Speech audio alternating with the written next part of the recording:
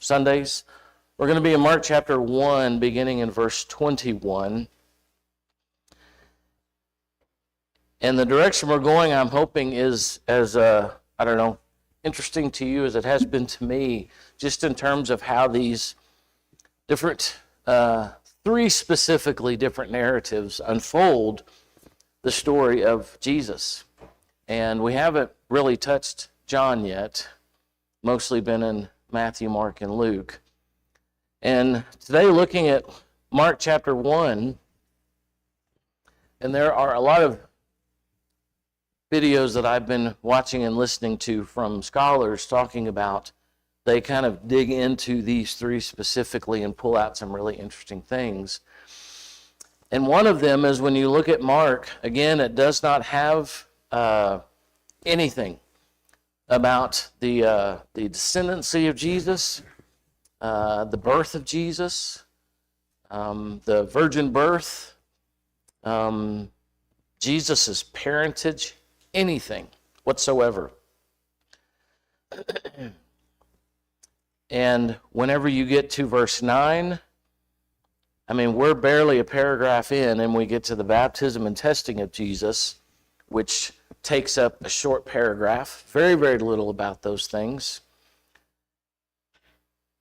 And then when we get to verse 21, which is what we're going to look at today, 21 to the end of the chapter, Jesus, out of the gate here, is doing miracles, teaching in the synagogues, and et cetera, et cetera.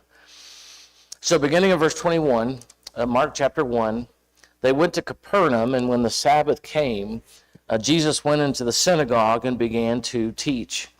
People were amazed at his teaching because he taught them as one who had authority.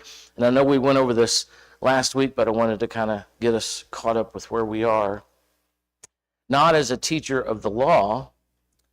And Jesus, just then a man in their synagogue who was possessed with an impure spirit cried out, "What do you want with us, Jesus of Nazareth?" And we talked about last week, number one, how interesting it is. And until someone pointed this out for me a number of years ago, we open up the New Testament, again, specifically Matthew, Mark, and Luke, and we now have these unclean spirits. We have these demon possessions and these exorcisms done by Jesus and ultimately by his apostles as well, which didn't happen, at least that we know of, in the Old Testament. We open up the New Testament, and here they are. They literally just pop up. Now, if you are a person that was raised in a Christian home and you've heard these stories and lessons for a zillion years, it doesn't seem like that's something that's unusual, because we've been hearing these stories since we were, very, very young. But then it occurred to me as I was listening to some stuff a couple of years ago that we open up the New Testament and boom, we have demon possessions. And it never occurred to me to ask the question, where'd they come from? Why are they here?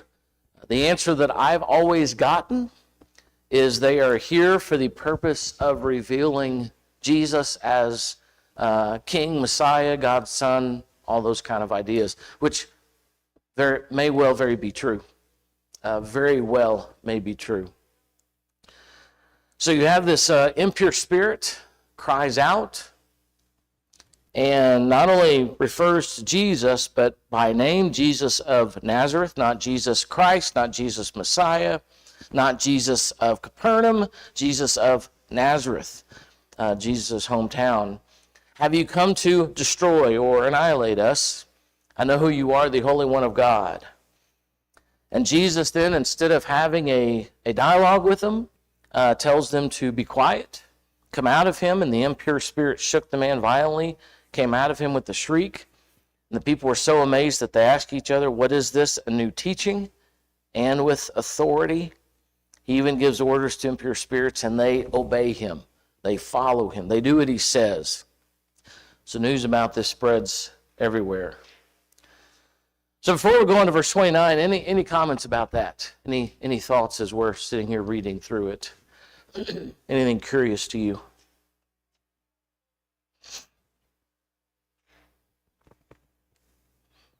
I've always been amazed and curious and wondered, it's not as if these impure spirits, I would assume, are only where Jesus is. I would assume that they are in other places as well, because, when you look at, I don't know, whatever that place is in Luke where after the storm, and then Jesus and his disciples, apostles, go to the Gerasenes, there's a number of different ways to say it, and then that guy from the tombs who is naked comes to Jesus, says he's Legion, that whole story.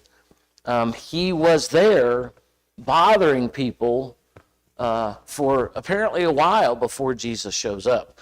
So this is happening in multiple places without Jesus being there. Does that make sense? This isn't just happening in this circle where Jesus is. So as he then shows up, Jesus shows up. Imagine as these people have watched these impure, demonic situations happen, and then this rabbi, Jesus, shows up. Jesus of Nazareth, a city that has no reputation whatsoever. I mean, in terms of anything renowned. Jesus shows up, this rabbi, and has this conversation with this impure spirit. What do you want with us, Jesus of Nazareth? Have you come to destroy us? I know who you are. You are the Holy One of God. And the word there is Theos, the Holy One of Theos. And so Jesus isn't scared. He responds back to him, be quiet and come out from him. And I want you to at least encourage you to notice here that in this dialogue that he has, this response, at least what Mark records here, is not only is Jesus not afraid, he's not, on his heels, but he has this conversation and he confronts this impure spirit. He confronts this demon, if you will, and then orders him, come out of him. And the impure spirit does it, comes out of him.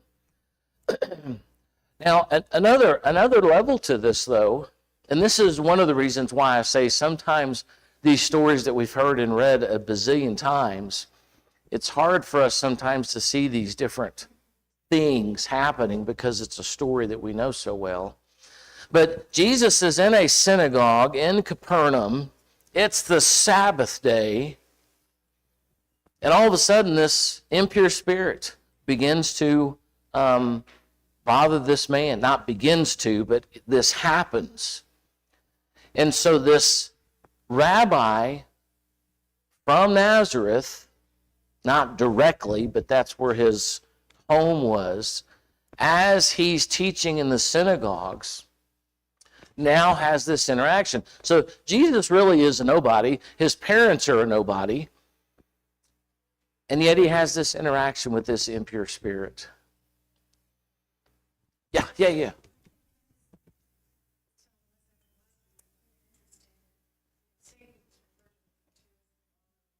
Yeah.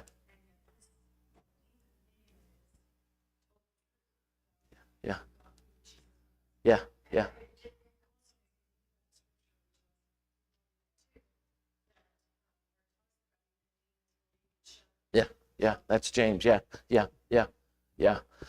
And and I'm glad you brought all that up, because just yesterday, maybe Friday, I was listening to some podcasts, and it's very interesting. If you ever think to do this, is try and find all the places where those references are, and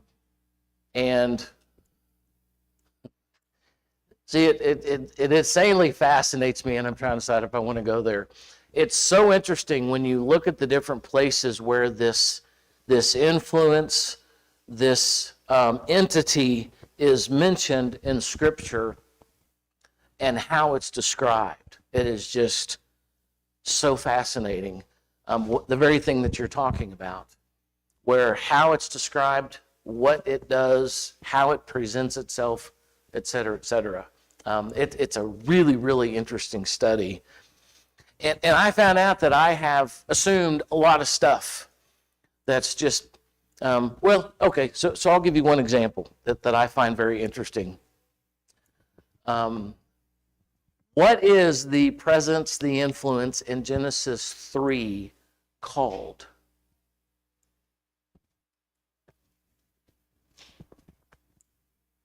I'm sorry, I'm assuming here. At the tree where Adam and Eve have their conversation with this presence, what is that presence called? Say that again? Okay. What is it called in Genesis 3? It's a serpent. And I ask you that in order for you to process, because this is what I had to do when I was listening to the podcast. What is the presence called in Job 1 and 2? In the Hebrew, it's called the Satan, or the adversary, the opposer. That's what it's called there. And in fact, I don't think it's from Job, but in our culture today, if you're having a conversation with someone and you literally say, in this conversation, I'm going to be the devil's, and what do you mean by that? What's that? Okay. Now, in our cliche way of talking, what part are we playing whenever we tell someone, I'm going to be the devil's advocate? In that conversation, what are we communicating?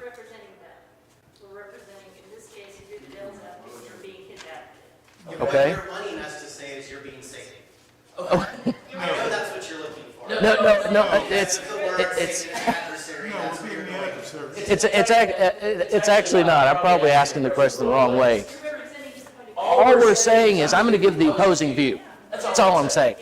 Let me be the devil's advocate. Let me give you the opposing view. Let me give you another thought. You're arguing something for me. I remember in college in one of our ethics classes where the teacher had us get up, which I was so terrible at this at the time. I'm going to present your ideas, and I want you to be the devil's advocate. I want you to be the opposing side. You need to argue against yourself. And we had to do that. And I was awful at it because I had never considered what the other views were. So the point is that in Job, you have the devil's advocate. He's coming in, God has this whatever, and he's coming in saying, yeah, but what if you do this to Job? Let's look at the other side. What happens if Job is X, Y, and Z? You get the other side, the opposing side. So the reason I bring all that up from Teresa's comment is all we know here is that this is an impure spirit. That's all we know. And what is this impure spirit able to do? What can this impure spirit do? Now, I'm not asking you that in terms of your ideas. What does he do here in Mark chapter 1? What does this impure spirit do here? Yeah. He possesses him. So he is able to control him physically. He is able to control his voice. And in fact, this impure spirit is able to not only reason, but he calls Jesus out. You are the Holy One of God. We know who you are. I know who you are. And then after Jesus tells him to get rid of this man, to depossess him, what is he able to do? He throws him around physically. And who knows if the guy was on the ground, if he was standing up, who knows what. But he was able to control him physically. He was able to control his speech, this impure spirit. But what did this impure spirit know about this rabbi? He's the Son of God. This is Jesus. He's not some random rabbi from Nazareth. You are the Holy One of God. So Jesus tells him to not only be quiet, because notice in verse 24, in 24 he speaks. In 25, Jesus says, enough. We're done. Be quiet. Come out of him. And the impure spirit obeys that. does exactly what Jesus tells him to do.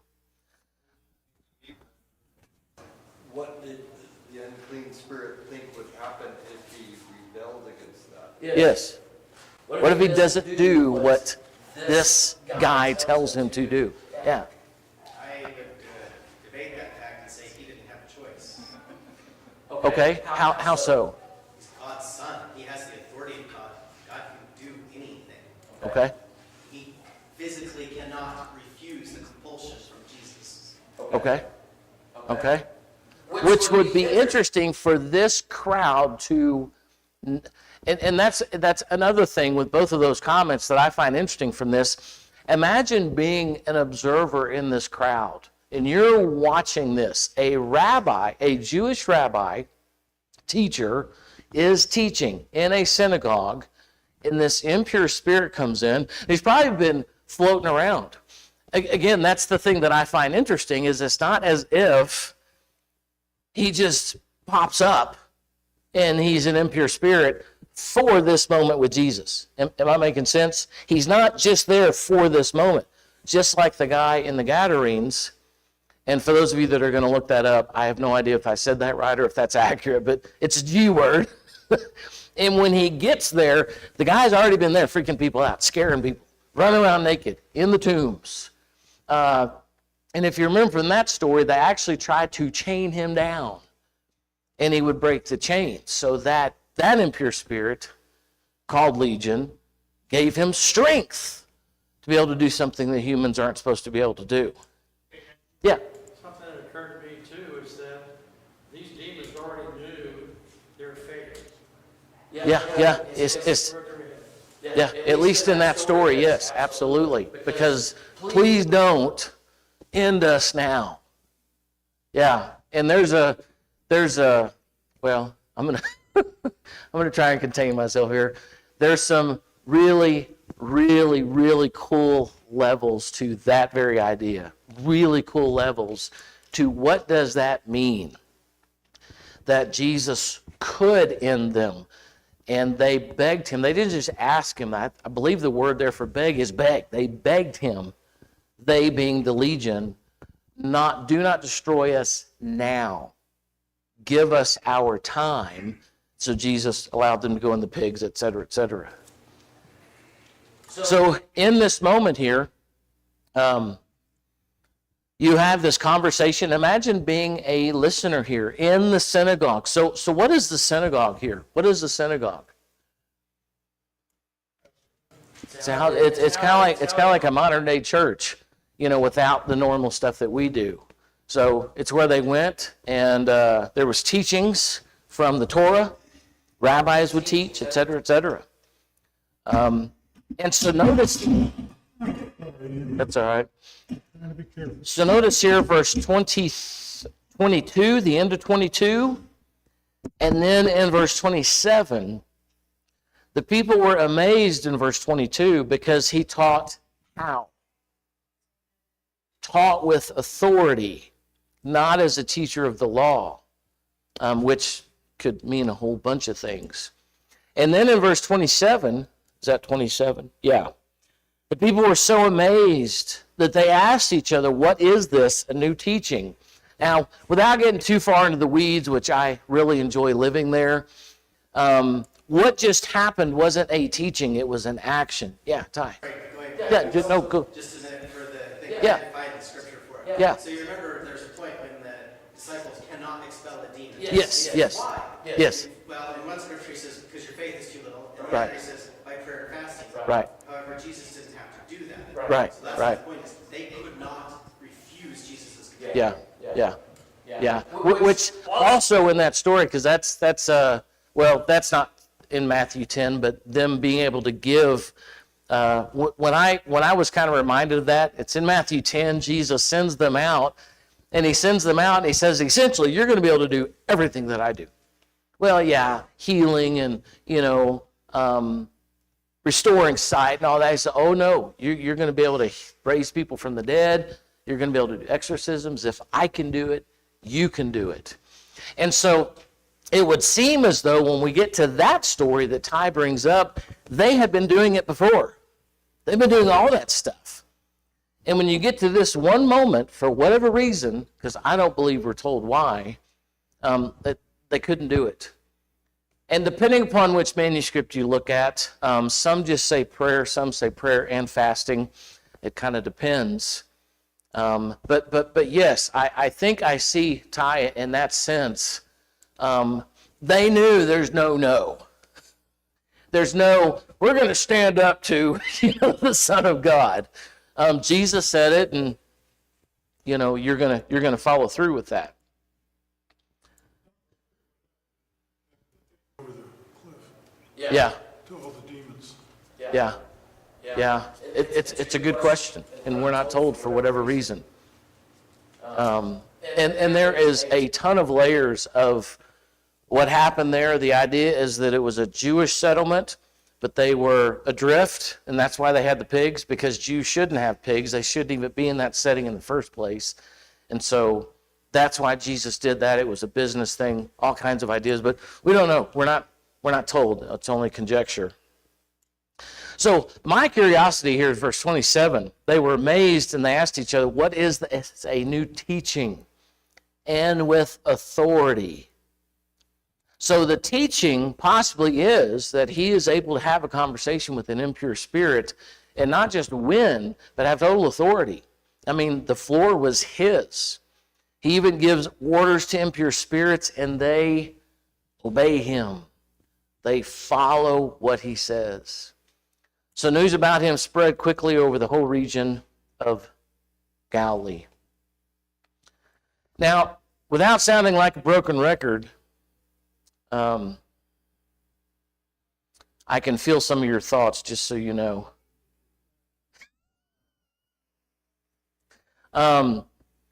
We're just starting the book of Mark. We're not in like Mark chapter 5, Mark chapter 6.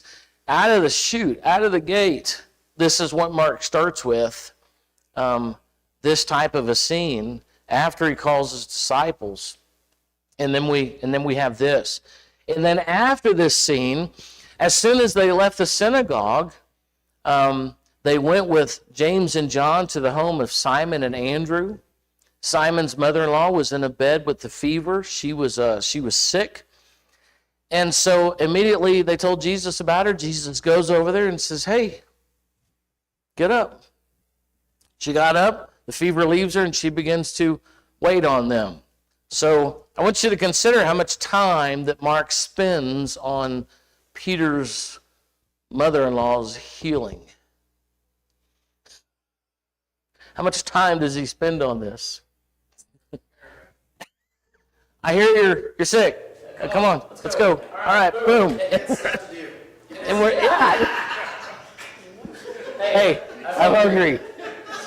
You go grab me some bread and some wine. So very little time on it, hits it, moves on. That evening, after sunset, the people brought to Jesus. You know, a tiny little side note here, and this is where I get a little maybe overly intent on this, but I do know it affects how people read the Bible too. We have this one paragraph, 29 to 34, I think that is. Is that 29? And it begins, Jesus heals many. But you have two very different stories here. And you have verses. And I don't think there's any way for us, especially if you're raised with reading the Bible this way, that, it's not originally this way. Both with the titles, they're not original, and with the verses, they're not original. This is all one story. And if you look at the Greek doesn't have capitals. It doesn't even have lowercase. It's just all one. And it's just one big, clump of whatever. Anyway. Yeah. And John tells us that this is not everything that he did. Yeah. So you got to assume that the other three books are Yeah. the same way. Yeah. There's Oh, yeah, very much so.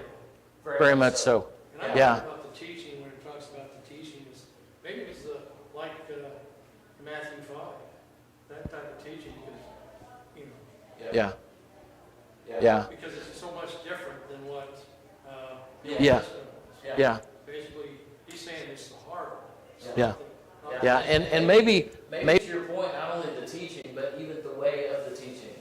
You know, he's got heart in it, he's got emotion, it's something that means something to him. But you know, to your other point, you know, if you and Teresa go somewhere and when you come back, I'm like, hey, how was your trip? And, you know, tell me about it. And you're like, well, let's see, I'll tell you about 5 things when like 30,000 things happened. But here's 5 that I remember that were, you know, meaningful or whatever. And so, you know, you've got 4 of these authors that are like, man, there's so much, but here are these things that we're going to get to an end point that Jesus is the Son of God. So that evening, verse 32, people brought to Jesus all of the sick and the demon-possessed. The whole town gathered at the door. Jesus healed many who had various diseases. I don't know if you ever do this when you're reading the Bible, but do you ever like read something and then just stop and let it hang there? A multitude of people were at the door. And what were they there for? To listen to his teaching? Be healed. Be healed. So, you know, I know each one of you have these moments. I know the times that for whatever reason it's a busy day and there's either counseling or talking to people or whatever, and maybe you guys have kids, grandkids, whatever. You just have a really busy day, and at the end of the day, you're like, I am so cotton picking spent. I mean, I got nothing for nobody.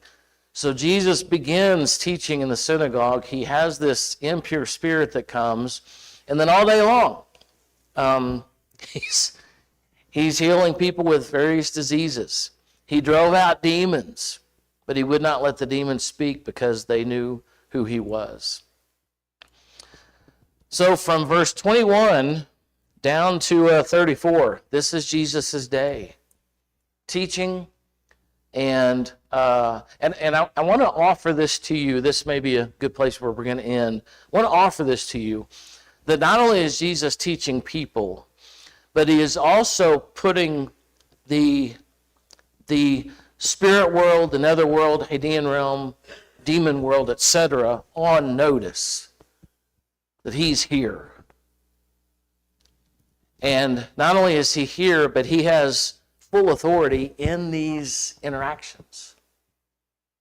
Both here, you know, Mark chooses to tell a specific story with the synagogue in that upper section, but here it just simply says, he drove out many demons, but he would not let the demons speak because they knew who he was. Very, very simple statement, but Jesus put them on notice that I am here and I have full authority in all of our interactions. Again, the one in Luke, the Gadarenes, where the guy with legion doesn't ignore Jesus, and he doesn't just hang around the tombs, but he literally comes running toward Jesus, not really at him, toward him. And can you give us a break? Can you chill? Don't stop what we're doing yet. So there's this imploring of Jesus as the Son of God. We know what you're capable of doing. Can you not do that yet? There's some pigs. Can we do that? So Jesus is putting, again, I use those other terms because of how they would have seen it then, the Hadean realm, the netherworld, place of the dead, the demonic world, that he's there. Real quick, and this is a little aside, but I've got just such a huge curiosity about how they viewed the afterlife. And I was listening to a podcast where, much like at that time, the world was flat, right? And it wasn't flat because it was someone's opinion. It was flat because it was flat. And in fact, for a number of centuries, it was a scientific fact. The world's flat. And the first guy that said, I think it might be a globe, what happened to him? They killed him because he said it wasn't flat. So whenever someone died in the ancient world and got buried, what literally happened to this person? Where did they go? Like, not in terms of afterlife, in terms of right then, where did they go? Into the dirt, into the ground. And so the ground is where your deceased are, in the earth. So that's where they believed when people died, everybody went to the Hadean realm, to the nether world, to Sheol, to the dirt. You know, we came from dirt, we go back to dirt. That's where they went. So Jesus is telling that world, I'm here, and I have complete authority, control, whatever you want to call it, over these impure, unclean spirits / demons.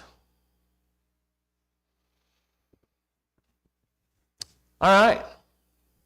We'll get into verse 35 next week, Lord willing. Any other comments or thoughts?